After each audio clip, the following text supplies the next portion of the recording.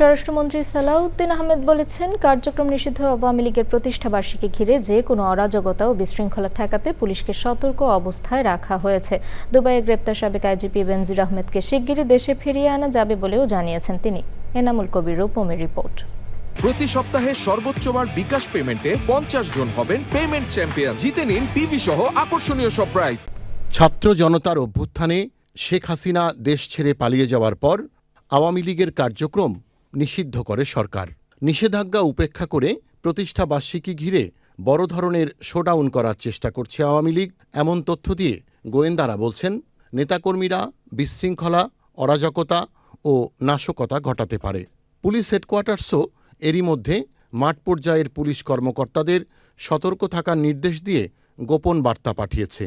স্বরাষ্ট্র মন্ত্রণালয়ের এক অনুষ্ঠান শেষে সাংবাদিকদের প্রশ্নের জবাবে আওয়ামী লীগকে মাফিয়া দল বলেন স্বরাষ্ট্রমন্ত্রী। অ্যালার্ট তো সবসময়ভাবে করা হয় না, যেহেতু আমরা অ্যাপ্রিহেন্ড করছি, আমরা সন্দেহ করছি যে 23শে জুনকে তালিকা করে টার্গেট করে কার্যক্রম নিষিদ্ধ সন্ত্রাস বিরোধী আইনের, আমরা তো পলিটিক্যালি বলি যে it is no political party, এটা একটা মাফিয়া পার্টি।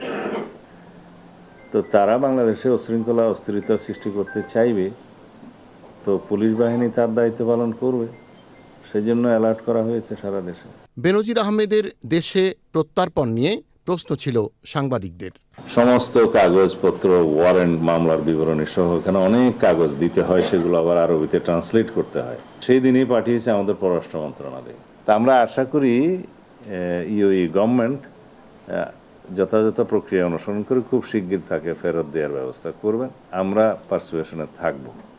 স্বরাষ্ট্র মন্ত্রণালয়ের ওই অনুষ্ঠানে সাহসিকতাপূর্ণ কাজের জন্যে রাজধানীর আদাবর থানার ওসি সহ 15 পুলিশ কর্মকর্তা ও সদস্যের হাতে পুরস্কার তুলে দেন স্বরাষ্ট্রমন্ত্রী।